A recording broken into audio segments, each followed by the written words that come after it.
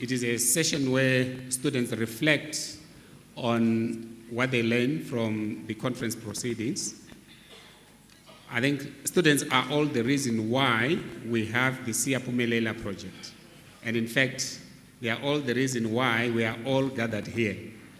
So it is very important that we hear their voices in terms of what they learn from the conference proceedings. I'm going to briefly introduce them. I'll say who they are and also the institution they come from. But when they come up here to give their brief talks, I will also remind you of their names and their institutions. We are going to entertain questions, a few questions right at the end, after all the 5 of them have talked. So if you have any questions, please just take note of them.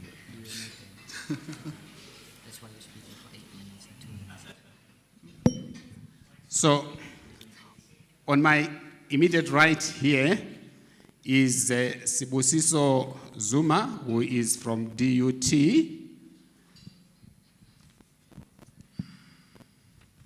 I'll say a bit more about him when he comes up. Next to Sibusiso is Kgolagano Vena from the University of the Witwatersrand. And next to Kgolagano is Lerato Mokati from the University of the Free State.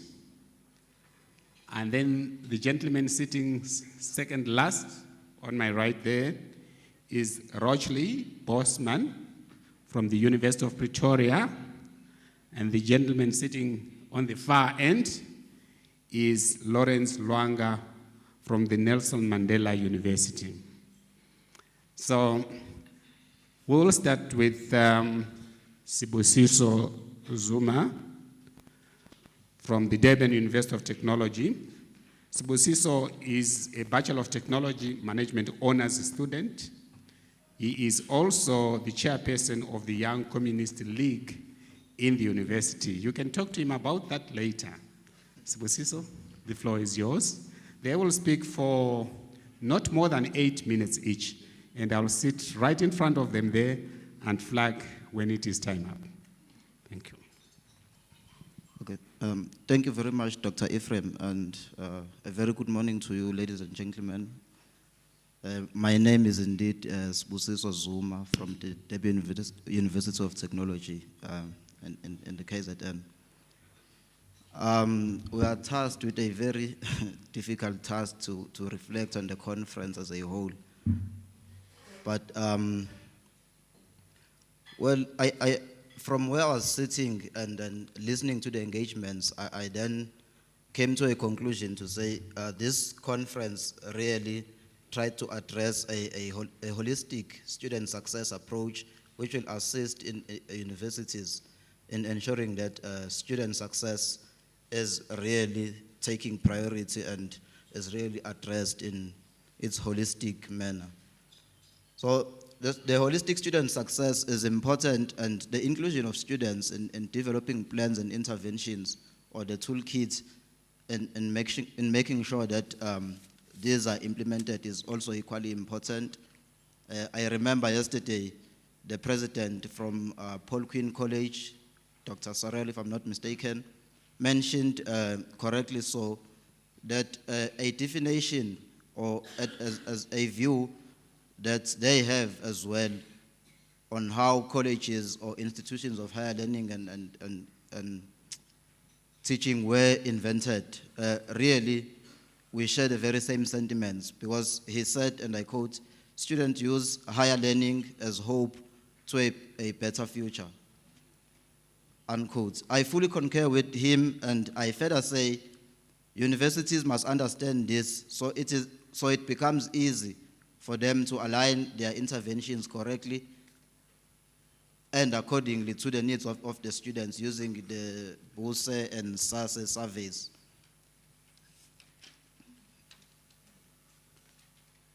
Now, drawing closer to the challenges affecting student success, I had a presentation from the chairperson of the USAF, our former Vice Chancellor, Prof. Bauer, mentioning few items, but I drew specific attention to the issue of funding and NSFAS. With NSFAS having been liberated, because in the past it used to be a situation where students would be given allowances, or these would be dispersed to students using a company which was not reliable in terms of delivering these disbursements to students on time and in fact dispersing the correct amounts. One would remember the saga, I don't remember the correct institution of a student who received 14 million. So it tells you that when that student received such a huge amount, it could be that the budget was for every student who was on campus. Then it means if one student received that particular amount, then the others were not getting, of course.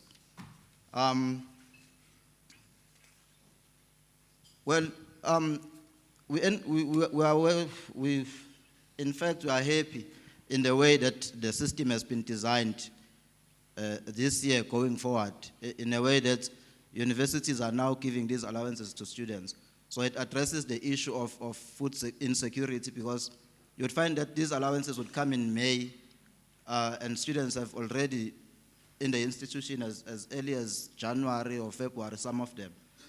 But then there is a great need for Siyapumelela to look into ways and means in ensuring that students are assisted in financial literacy, because it's very difficult. And for me as an SRC member, you know, you meet students, DUT normally disperse these amounts around first week of every month. So it would be the 2nd or the 4th or the 5th of every month. And somewhere around the 10th, the 15th, you meet a student and he's busy asking, when are we getting the next disbursement? Hey, Chief, I'm hungry. You know, I've already used up all the money. And we believe that Siyapumelela must try and make means to teach students on how to budget. And I had one of my colleagues from DUT mentioning something about a book that they will be releasing for students to teach them on how to buy groceries and cook sufficient amounts that will last for the whole month. Then I also want to draw attention on interventions that institutions have and trying to assist students and making sure that they succeed. Well, interventions tend to focus on students as they are on campus, but I would also like to believe that a holistic student success approach would mean that it's for every student who is registered at a tertiary institution. So there is a huge gap between students who are staying at rest and those who are not staying at rest and who are staying at home. In a way that those who are staying at home are disenfranchised in terms of proper study areas, because our homes are not designed for such a setup to allow for students to have a proper room for silent study, you know, without your siblings making noise. I believe that maybe an intervention in a way that Siyapumelela maybe can approach your community libraries and to say, how can we make sure that students are given space in these libraries? Because I'll make an example of a library in Pietermaritzburg. It's in the CPD, behind the City Hall. It operates on a normal hour basis during the day, but there are 2 rooms dedicated for a 24-hour service, 24/7. So they are opened on a daily basis, 24 hours. Students can go there. In fact, I've been there myself during my diploma days, preparing for exams. The majority of people who you'd find there are students. And for such an intervention, it gives the students a space for them to exercise what we call or refer to as prior learning, where one would prepare before going to class. So those who are staying in the townships where such is not a privilege, it becomes difficult for them, because you would find that you finish attending classes on campus maybe at 2, you take a taxi home, you still have chores to do at home. Around about 6, that's when you are relaxed and then finished with all what you have committed to do at home. So by the time the library is closed, because majority of them are closing at 4:30 or 5:30. So maybe if Siyapumelela can just look at means into going into these communities, lobbying libraries to buy into the idea of having a dedicated room or 2 rooms for students who will come there in the night. Maybe they will close at 10, have security, who will be present, of course. And also, this will enable students to have access to reliable Wi-Fi, because most of the material that we are given at universities, we are told about Blackboard. Every time you are seated in class, the lecturer would say, I will send your notes in Blackboard. So a student who does not have a Wi-Fi at home would obviously not be able to access such, because there is no Wi-Fi or internet access. Okay. And also, Prof. Stridom yesterday mentioned the gap on students getting feedback after test. Well, I was seated there and I asked myself, could this be attributed to the workload that comes after, well, the processes that unfolds in our institutions every beginning of the year, which is student protest? Because there will be always student protest at least 2 weeks after registration. Student will protest at least for a week, but then adjustments are not made in the academic calendar to allow for lecturers to have time to give feedback to students on tests that students wrote. So I think if maybe we can look at means and ways of ensuring that we eliminate the strikes and we ensure that lecturers are given more time to give feedback on students, so that students will know how they fared and if there is a need to do more better in the second test. Thank you very much.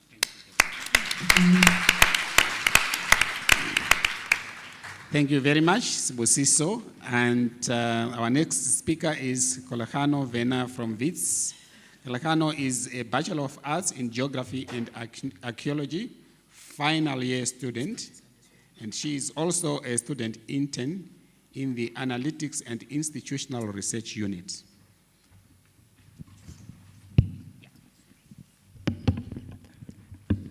Thank you very much. Thank you very much. It's a pleasure to be here.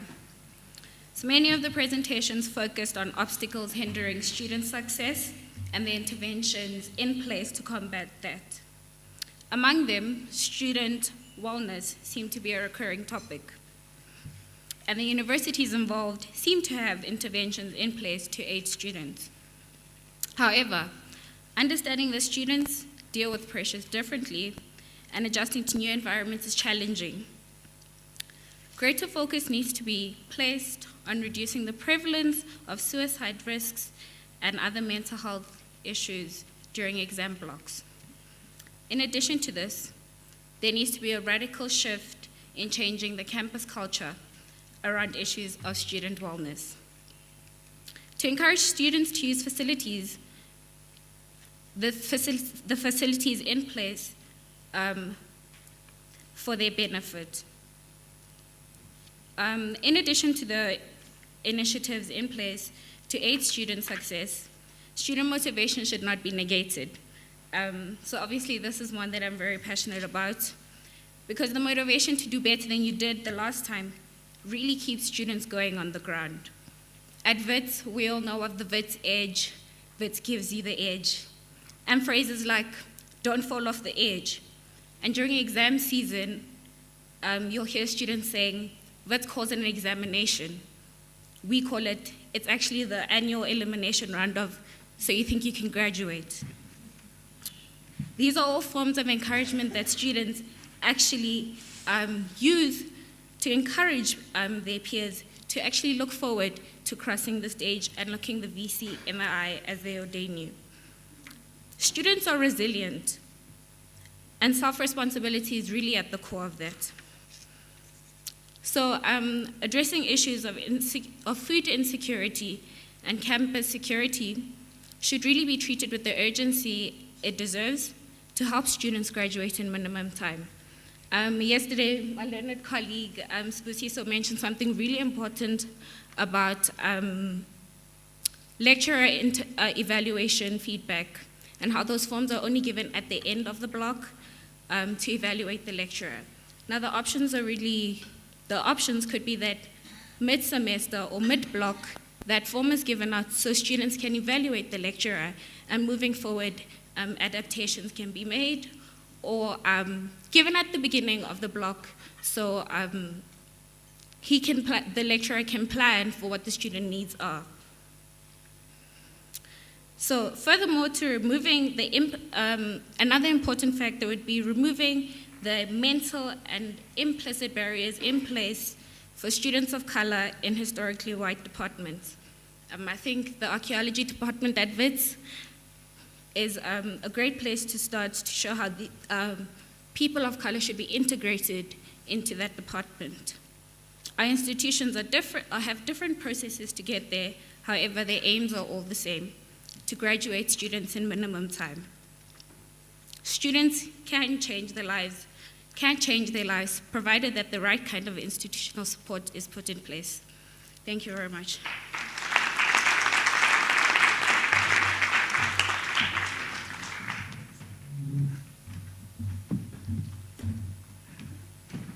Thank you, Kgolagano. The next student, who is from the University of the Free State, is Lerato Mokati. Lerato is a Bachelor of Psychology Honors student at that university. She is also an intern at the Center for Teaching and Learning.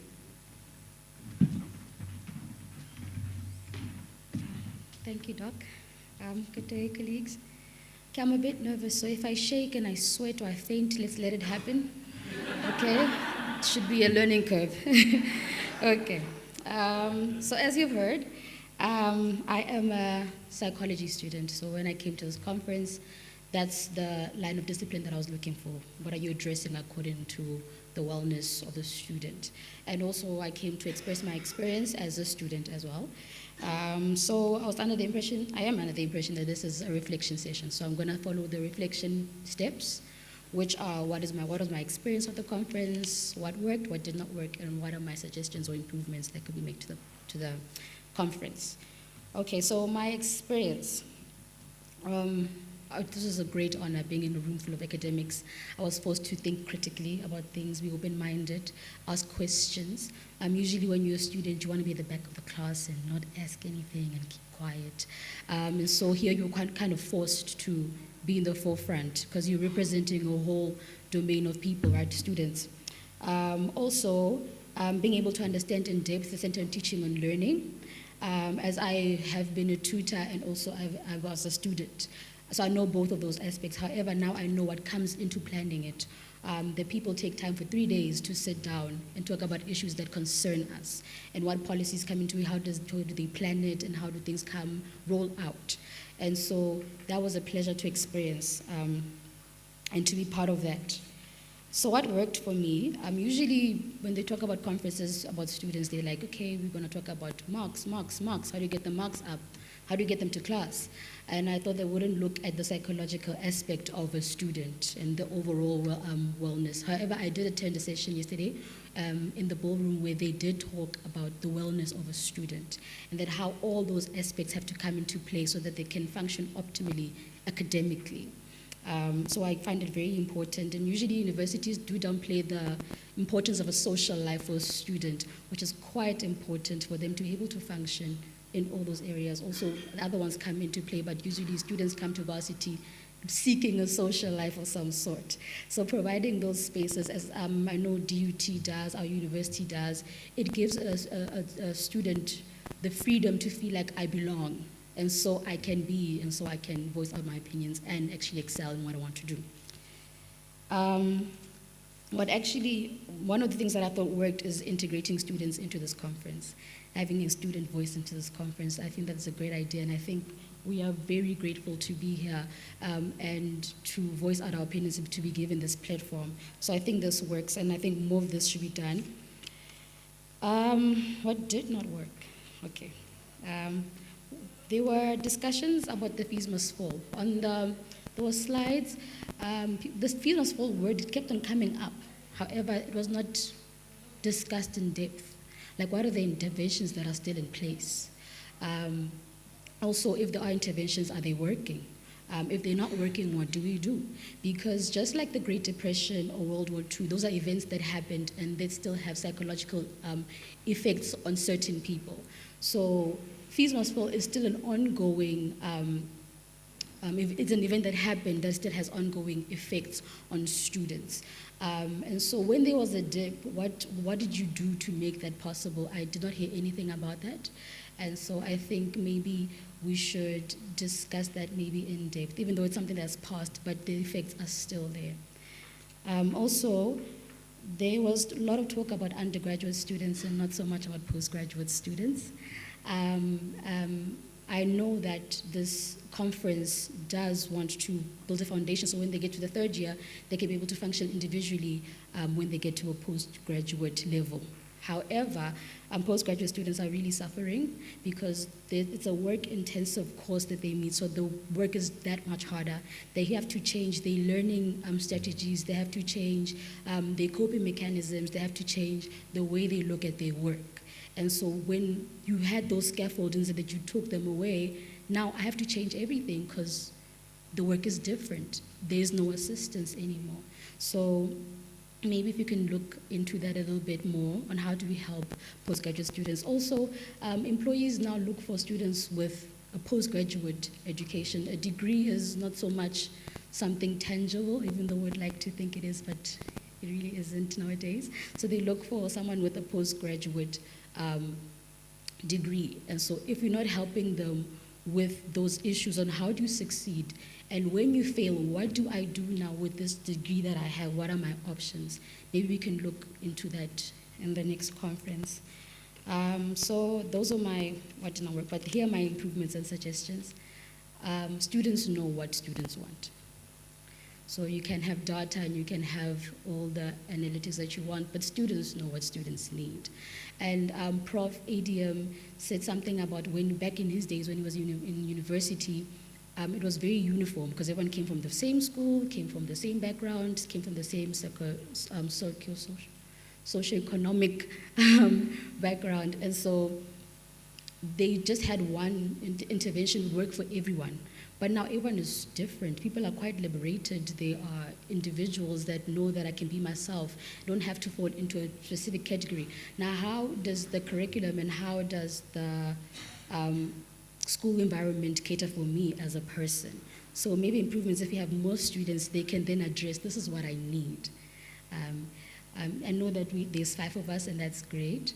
But maybe if you can have coexisting conferences between students and academics, yes, it might be financially strenuous, but it can be done.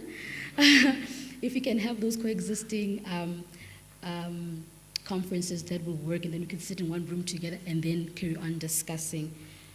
Also, we can have feasible interventions. I hear that interventions came into play, what we're doing in our university to combat certain problems, but as a psychologist, I believe just speaking to the person, because the person usually knows what they need.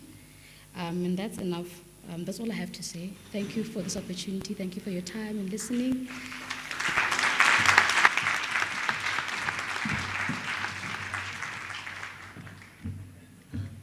Thank you very much, Lerato.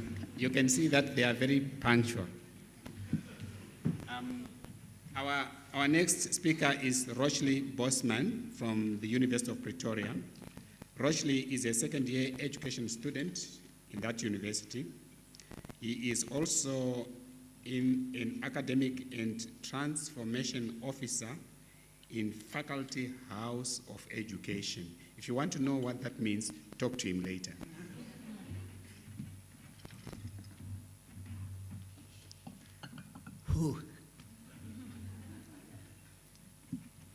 Thank you very much, Prof, for the opportunity. Thank you, everyone, for this wonderful opportunity. This week, this 3 days, got me to think on Bloom's taxonomy, all 6 levels. I can't believe it. I made it. Thank you very much. So, my reflection, you taught me so many things in 3 days, and I'm supposed to reflect in 10 minutes. Will I finish? So, Moses said, the research shows that we are one of the ways we can contribute to systematic change is to help improve data-driven planning, decision-making in the area of student performance. This would enable institutions to propose and implement the kind of reforms needed to improve access and graduation rates. So what does that mean for me? It means that working together we can achieve more. And it proved if we implement it, it can work. So thank you for that. Thank you for believing in us as students. Thank you for giving us the time to say, you know what, guys, you matter. You're not just a number. Because if I was a number at university, I would not be standing here today. So thank you for that. And I'm second year, I can't believe it. A second year student. So at UP, I love UP. That's why I chose UP. And currently, I think I am flying at UP because the opportunities that's coming my way, it's something I never dreamed about and something that people like me that come from schools that are governed by the government never made or never reach. So thank you again. So if data analytics were easy, everyone would be doing it.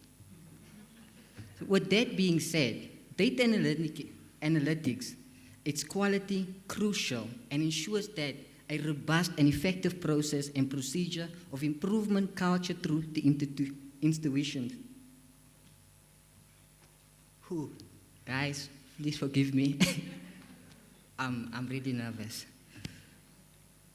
So I have 3 questions because I'm a business studies student and I'm an education student. So in business, what we do this last semester is we did implementation of integrated supply risk management. So what I saw here is that we have a vision and we have a mission. We have policies in place. We have oversight structures. We have roles and responsibilities. We have objectives. And we are implementing them, even though they are slow, but we are. So guys, what I suggest is that please accelerate them. I know the funding is there. Please accelerate in helping us grow. So, big data do not set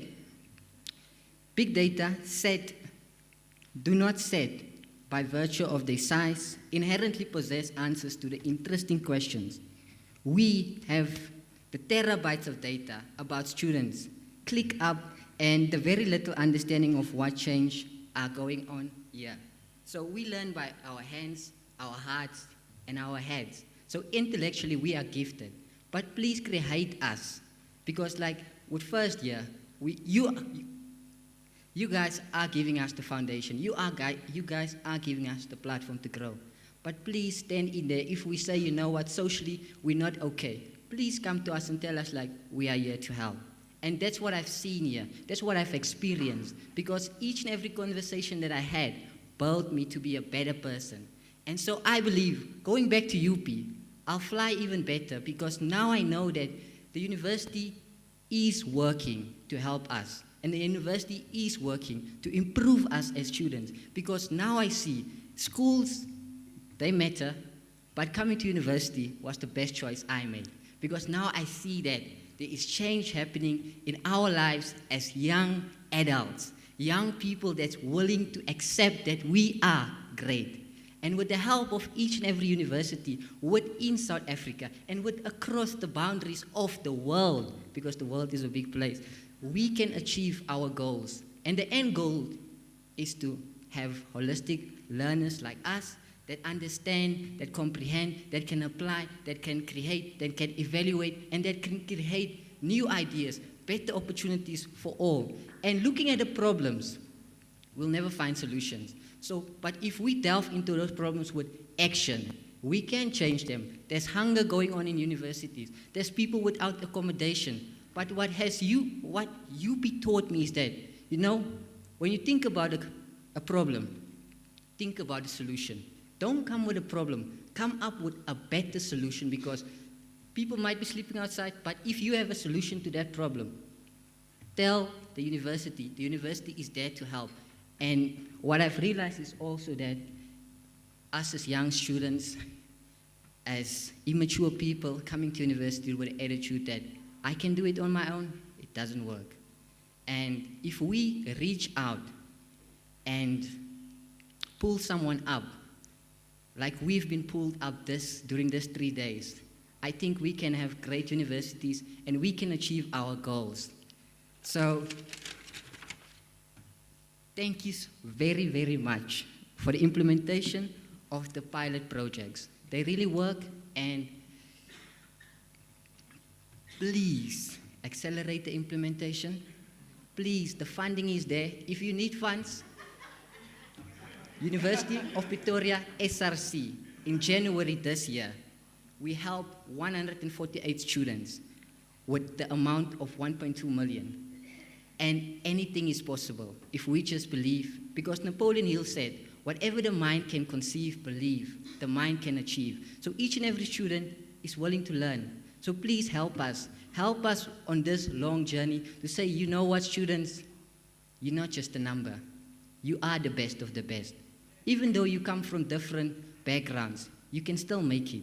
And the world is a global enterprise where you can achieve your dream. So thank you very much, everyone, for pulling us up. And thank you so much to each and every person who dug deep in their pockets to say, you know what, students matter. Thank you very much.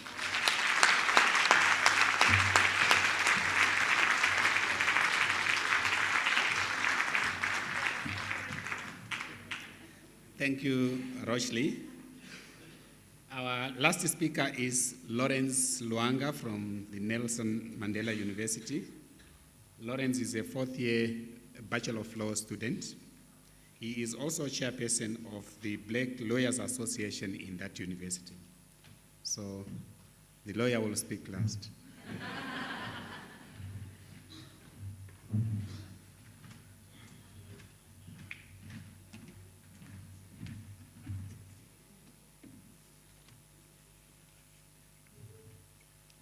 I will begin by saying all protocol observed, out of a deep fear of saying Molweni guys. My name is Lawrence Lwanga, as previously stated, and I hail from the Eastern Cape, and I'm also a proud member or a proud student at the Nelson Mandela University. Today I'm going to talk about two things. So firstly, I'm going to give a context of my experience here, and then secondly, I'm going to speak about students, and then I'm going to sit down and hopefully you will clap. So firstly, in terms of context, my first observation is that there is a lot of truth in big data. There is a lot of truth in trend analysis, and it allows us to gauge powerfully what we have to do. But what we do with this data is largely informed by the questions we ask. And that was my first observation of the entire conference. Ladies and gentlemen, you are asking the right questions. Secondly, the problems we face at university are intertwined with a long history, a history that we often term as colonialism and apartheid. But yesterday, Mr. Rapson termed it in a way that shook my spine. And he described it as an evil white supremacy. This description gave me a reality check and further reminded me of why gatherings like this are so important. They're important because universities at their inception were sites of conquest, and gatherings like this aspire to undo that kind of harm. Secondly, as Prof. Bao categorically stated yesterday, conferences like this get to the root of institutional culture and take out a big stick to beat the harbored sentiments that stem from our dark past. Because these very same institutions are the institutions where the same people who felt the detriments of these effects now exist, hope, dream, sometimes pass out on a Friday, and attain degrees. In her address, Elder Karen Stout stated that she went to the Apartheid Museum to view the historic deficits that occurred. Sometimes we don't need to go to the museum. We need to go to Alexander. We need to go to Soweto. We need to go to Motherwell, because apartheid still exists there. But the hopeful part is the very same people who come from there are now in these universities, and we must do our best in order to make sure that their dreams are validated.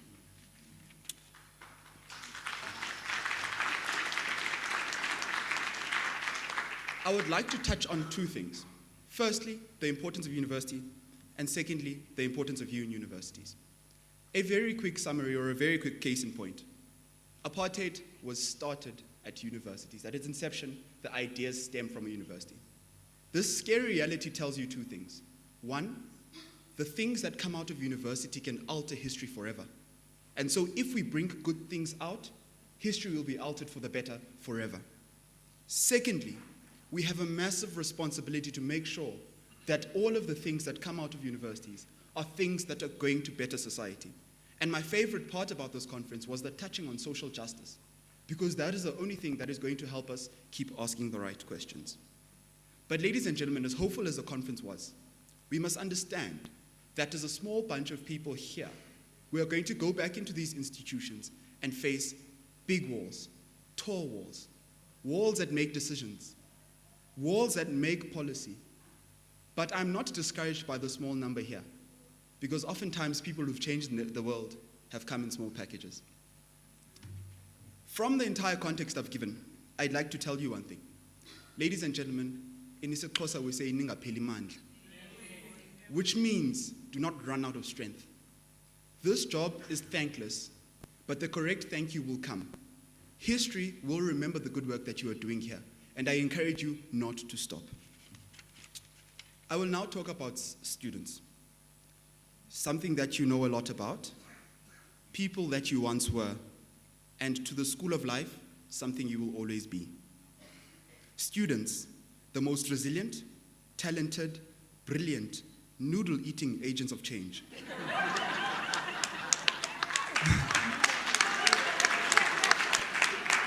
Students, complex bodies, hungry bodies, young bodies, very creative, very passionate, the most beautiful stakeholders of this ecosystem and microcosm we call university. Of students, I would like to say this. Fees Must Fall fundamentally altered our psyche and our idea of belonging in these universities. It was a moment in history that we gathered the attention of the world and arrested the proceedings of the present day to allow us to be heard. The dips in the various aspects that have been suggested through the conference and in the many presentations hold very little in comparison to the benefits that will come in the future. History will absolve students because there has been no time in history where universities collectively, staff and students have been forced to flex their intellectual imagination, as in the couple of so months when the country was rattled by a bunch of change agents and not terrorists. They helped us question space, power, and the meaning of education as a public good. Fees Must Fall was a moment in history when the subaltern spoke, and it must be categorized as that. It helped us express a deep pain, a pain hundreds of years old, and institutions listened. They were grumpy, but they listened. I have the confidence to speak here today because of the courage I built from demonstrating and showing what matters to students. If you ever doubt that students want to be learned, remember that we held the university hostage for months on end out of a desire to know, to better ourselves, to better our communities, and to better our country. Much like you did not too long ago in the name of freedom. See, the short-term detriments that have come will be mitigated by the long-term benefits that will come from how much thinking we have all had to do because of this moment in history. The last thing I want to touch on before I conclude is something that speaks, or something that I found not to be prominent at this conference. And that was the plague, the emergency, the absolute problem that is sexual harassment at our universities. This is urgent. This is so urgent. In a presentation, I saw an impressive statistic, and a statistic that made me incredibly hopeful. It spoke to the fact that women consistently outperform men at university despite those hurdles. Imagine if we would collect data to solve that problem. How much better would society be? I believe that women performing at institutions of higher learning is an act of magic because a lot of policy is geared against them. And it is our responsibility as well-meaning people to make sure that this thing changes. And so to conclude, I tell you this, it was fun. It was a lot of fun, especially yesterday. Secondly, when everyone was taking pictures of the slides that were being presented, are you going to go back and actually look at them? This is just another question. And then as I'm about to sit down, I think maybe one day when I also have a PhD, I'll finally figure out what those juice things do. Is that cool drink? Is it? I don't know. But I would like to leave you with this. The words of Robert Sobukwe. We cannot leave the change of society to chance. We are the ones who want to build a new Africa, and only we can. And in his famous words again, he says, "You have seen by now what education means to us. An identification of ourselves with the masses. Education to us means a service to Africa.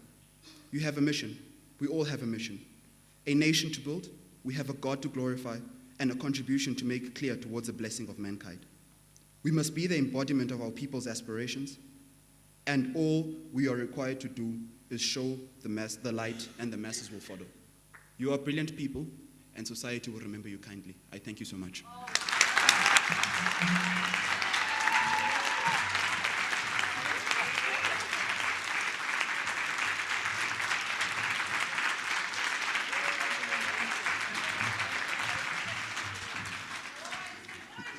Thank you very much, Lawrence.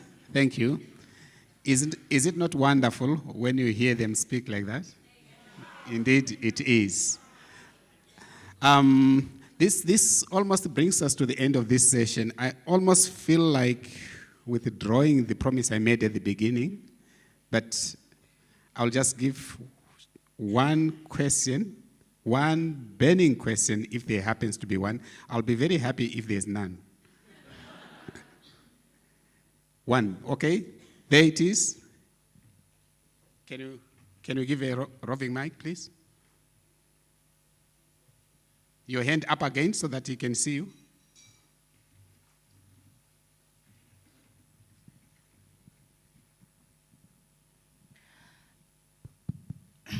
Hi, everyone. Firstly, I'd like to say that I taught Lawrence how to speak like that.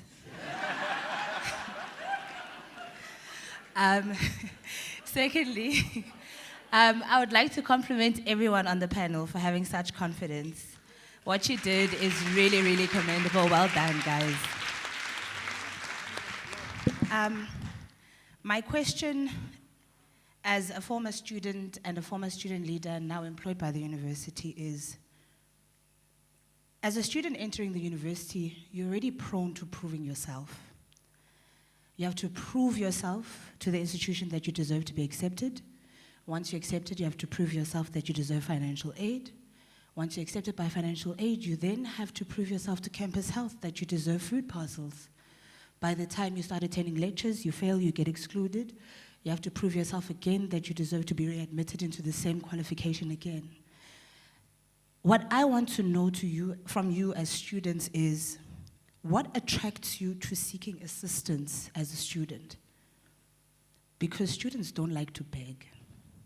So I want to know from you as students, what attracts you to come and say, we need help?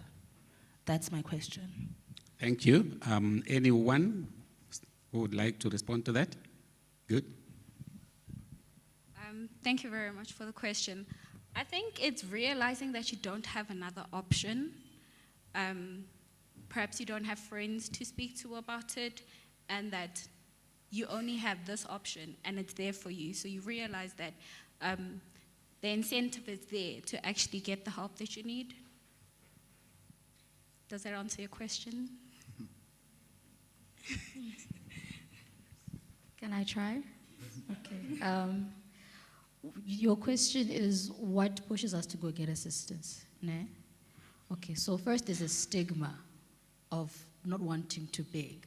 Because in the university space, you have to prove yourself that I can be independent, because that's the idea that people when they come into university have. Just like KV said, when you don't have options, when you have nothing else. However, I feel like students would come more if it was more in your face. Like there are services that in your face. You can go to academic advisors around the corner, you know, maybe you advertise on Blackboard or emails around campus, around corners. But let's say I'm hungry that day and I'm stressing. I'm not looking around. I'm not gonna look through my emails. I don't have data to look at the phone. Where else will I know that these services exist? So maybe if they're more kind of in your face, in the classroom, before the slides shoot up, guys, do you know there's 1, 2, and 2? Maybe when you come into the classroom at the door or where the lecturer is teaching, then the services are already there. Because students do get bored and they don't look at the slides all the time, then they look around. So maybe when I look around, I can see that there are services for me, and I know where to eat. And also, I know students don't want to go to places because they are very open, and someone will know that I went to go ask for help, you know. So maybe also, I don't know how we're going to provide that confidentiality, but also knowing that we are there. It's quite a tricky place, but did I answer your question? Okay, thank you. Thanks very much to the two students who answered the question. I can promise you they will have answers to all your questions, and do ask them as many questions as you have. But the session has come to an end, and you will have to do that outside this session. Once again, let's give them a pam-pam.